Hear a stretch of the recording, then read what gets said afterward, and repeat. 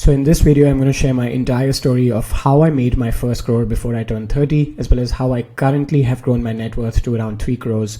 And this is all of my investments in equity. As you can see, currently my value of the account is around 3 crores, and I've been mostly investing in the index. So I'm a passive investor.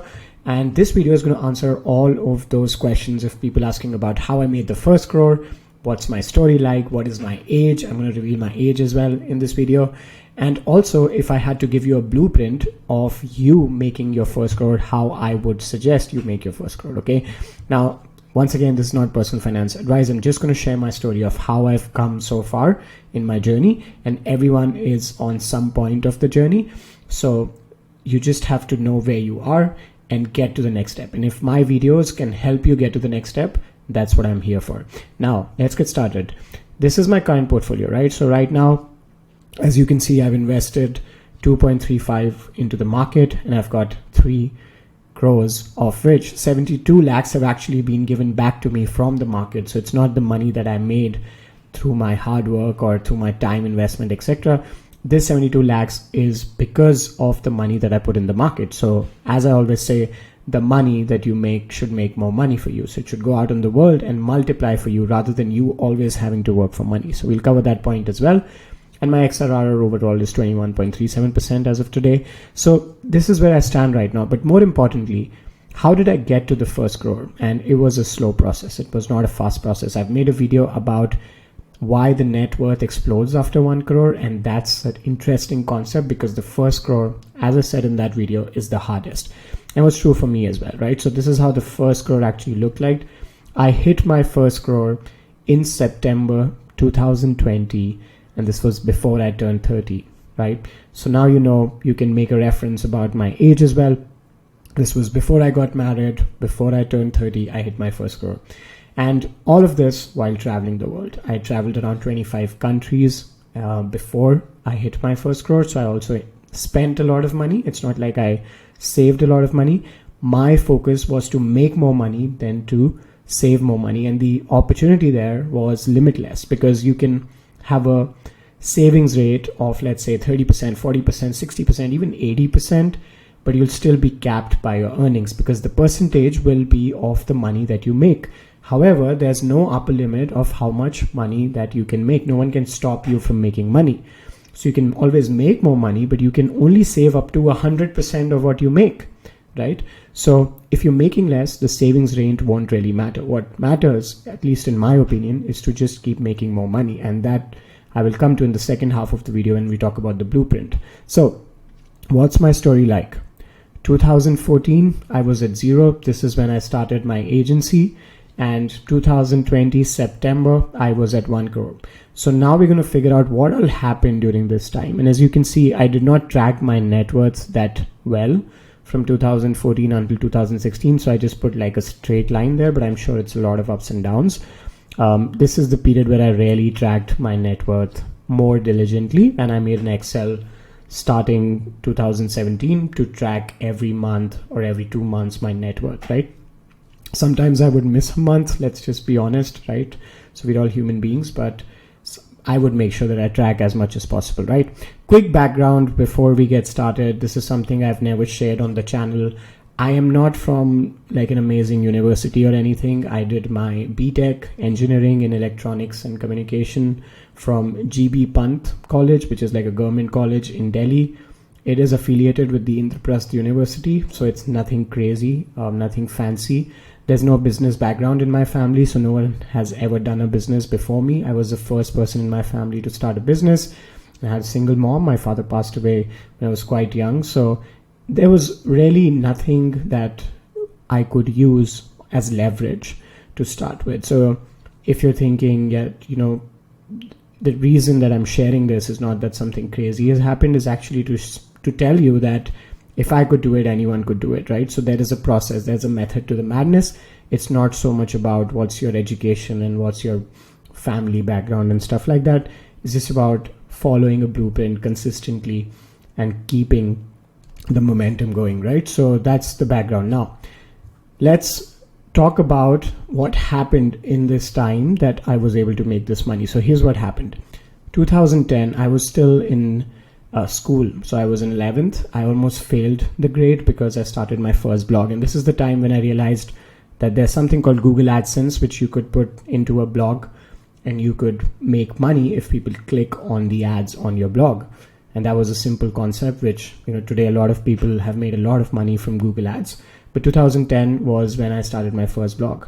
And actually this blog recently got acquired like a year ago on Flippa. On flippa.com, I actually sold this blog. But 2010 started my first blog. 2012, this is the same year that I was finishing my engineering. I actually started freelancing because as soon as I got into college, I realized this is just not going to be for me in the long run. So I started freelancing pretty early on. 2014, I was done with Delhi. I was like, this is not the place to play the game. And I decided 2014, I will move to Bangalore. And that's where I'll set up the agency, because that's the land of the promised land for startups, is how I thought about Bangalore. 2014, it was not very cool to, leave everything and move out of the city and build a startup. Like, startups were not that cool compared to how cool they are today. So it was still a rebel sort of an act that I did. And 2012, again, making money online was not that cool. It was just like a new thing. It was not like today, if a Gen Z had to start a YouTube channel or a TikTok, it would not be treated as something like crazy. But at that point of time, it was a little bit crazy to do this, right? 2014, moved to Bangalore, started my agency, got the first client in the first month and hired the first employee. In the first month, the salary that I was paying to the employee was actually equal to the amount that I was getting from the client. But it was a good start because I was like basically already at break even from the first month, right? 2014 to 2016, we worked with, tens or 20s of clients in Bangalore. And that's the time when I had enough to start traveling and also to start investing in equity. So I used to take short breaks to Southeast Asia, to Europe. And that got me into full-time digital nomad travel as well. So 2019 is when I switched to a remote model. And I let the team also work remotely, whoever was interested in working remotely. Luckily, this was before the pandemic, so we were already equipped with remote work. And 2020, this helped us a lot, because while other agencies were still figuring out how to work remotely, we were already working remotely. In fact, 2018, we had already started experimenting with remote work for our teams, right? Now, 2020 is when I got married, and that's the point when I switched from any kind of investing. And I used to do actively managed mutual funds. I used to do swing trading. I used to do all of that from time to time. But after I got married, I decided to switch completely to passive investing. And this was to get freedom of time and really focus on what really matters in life, right? So I realized that life is outside of these charts and graphs and all of this stock market stuff. So I don't really care about the market anymore. I know that someone commented on my video as to how are you investing when the elections are going on. I really don't care. My investing strategy is the same whether elections are going on, or whether the market is down or the market is up. It doesn't really matter to me, right? So since the last 4 years, I've been focusing on growing the agency, investing consistently, and being a good father and husband. Like, that's my focus area since the last 4 years. But the key word that I want to really highlight in all of this is everything that I did was not just to make money. It was to get freedom, right? So I'm a freedom lover. And there are 3 kinds of freedom that I wanted. I have, this goal since I started. It was not so much about the first crore. It was not so much about how many clients I can work with. It was always about chasing freedom, right? So freedom of money, location, and time. And actually location, which is in the center, is actually the easiest freedom to achieve, followed by the freedom of money, followed by the freedom of time. So you achieve the freedom of location when you can be anywhere you would like to be. Where you achieve freedom of money when you're working not for money, but for the work itself, because you enjoy doing the work. And finally, the freedom of time is when you can actually say, now I can use my time exactly the way I want, right? So every single day you can decide how to use your time. So you need a lot of money for that. Or you need zero ambition and goals for that, right? So there's freedom of time in the very, very lower income groups as well. Like, I know I live in Vietnam, for example. If I go on the countryside, people have absolute freedom of time, but they don't have a lot of money. On the other hand, if you're making a lot of money, then you can achieve freedom of time when you have a lot of money. So it's a very interesting concept there. When it comes to location, you can even get freedom of location in a job. You could just get a remote job and that gives you freedom of location. You could be a freelancer working from anywhere you want. So freedom of location is sort of the easiest. And this is the first one I achieved. So I achieved freedom of location, I would say in 2017, 18. I think I achieved partial freedom of money already by now. I would like to have more because, I want to take care of my family. While with freedom of time, I'm still not that concerned right now about it because I spend 4 to 5 hours of work a day. So I already have freedom of time outside of that 4 to 5 hours. How I split my day is 5-5-5. So I have this 5-5-5 rule that I try to sleep for 7-8 hours, usually 7.5 hours a night. I have 15 hours left. So I spend 5 hours on work, 5 hours on family, and 5 hours on my health and fitness. So that's how I've split my 15 hours of the day. Right? So how I've used this freedom, now that I've got a lot of this freedom, how I've used this is initially it was mostly to travel the world and stay healthy, right? This was before I had a family. After I got a family, it was more about the time and experiences with the family and friends. And now I'm trying to, help others and support others on the journey. So now I'm using it slightly differently than before. Of course, family and friends has become one of the essential parts of my life. Traveling the world has reduced, like not so much because of the family, and staying healthy will always be important so that you can do all of these other things like grow your business and enjoy your experiences and support others, right? So these are some snapshots of my journey. Like I traveled and I lived the experiences that I really wanted to experience. So I also experienced nature, adventure, local culture, cuisines, people. Haven't put a lot of photos of other people. I don't know if they would like to be on the channel or not, but a lot of good experiences. Traveled to beautiful parts of Europe, beautiful parts of Southeast Asia. Those were my two focus regions of travel. I wanted visible apps, so I did spend considerable time and energy to build visible apps, only to realize it's probably not the best indicator for health. So now I'm just focusing on overall health rather than a specific goal like visible apps. Also enjoy a lot of time with my family. So that's how I use freedom. So it's not just about making money. I do want to clarify this because most of my videos are about showing this huge portfolio and how I manage my portfolio and how I rebalance the portfolio.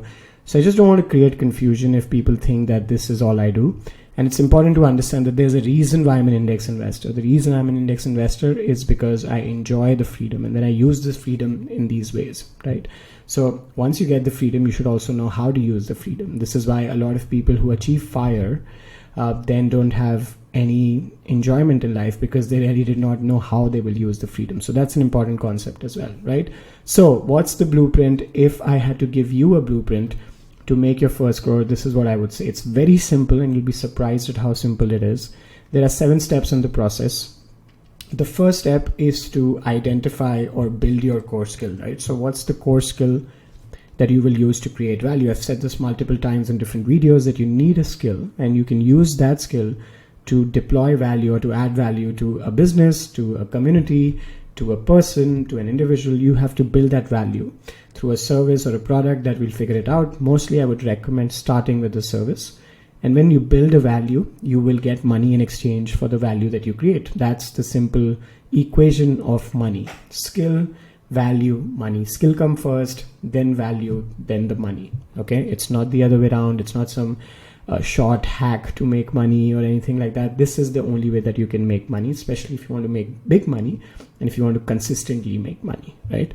So what I would suggest is build a skill that you can deploy for a business to solve a problem that that business has, and that business can be in a specific target market, right? So that we'll identify in step 2. But what can be the skill? Let's talk about step 1.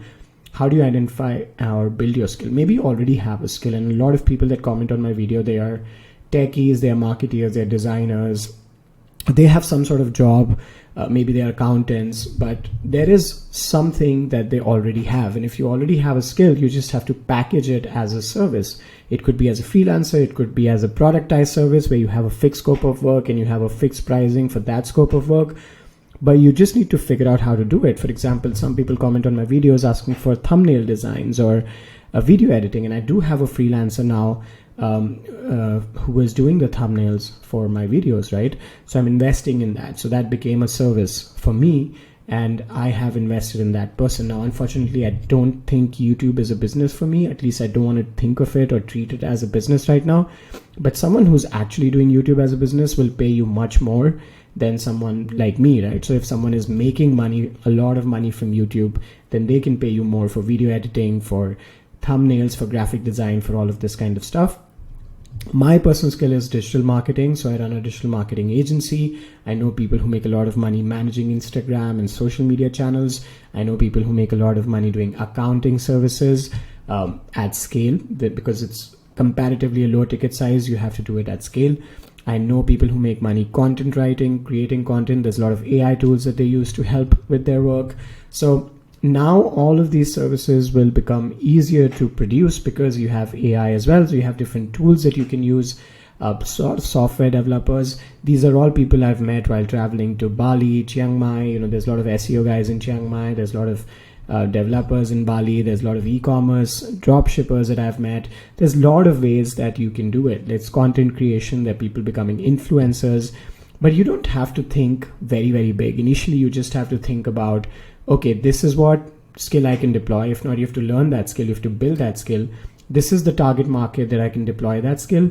And then you just have to start doing outreach. Once you know what skill is going to be, you just have to reach out to everyone that you know who may need that skill, or who may ask someone else if they need that skill, right? So it could be even your friends, your family members.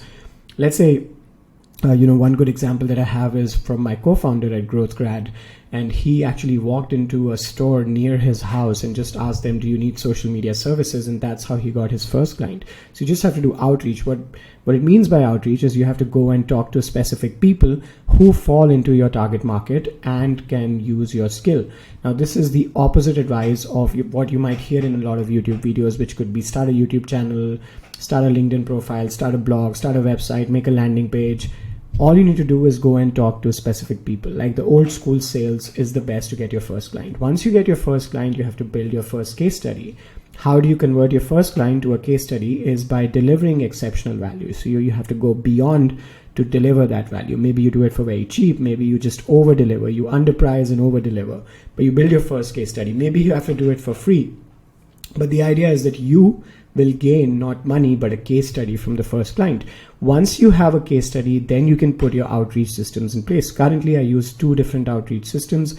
One is via email, one is via LinkedIn. So we're doing manual outreach from LinkedIn, and we are doing automated outreach at scale on email. So we have multiple email IDs, and we use different specialized tools to run these campaigns to reach the decision makers of businesses to take our digital marketing services, right? So once you've proven your success with a case study, you can put these systems in place. And if you want to learn the outreach systems that we have Masterclasses at GrowthGrad. So visit our website at growthgrad.in.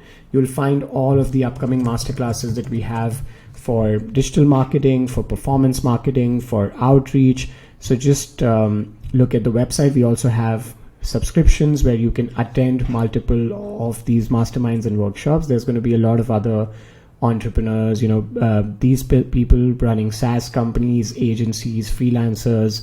Many of them are actually making lakhs a month. I know some of them who are making 1 crore a month as well. So there's some crazy people out there. They make more money than me. There's people who make more money than me in the community, which is why I enjoy it.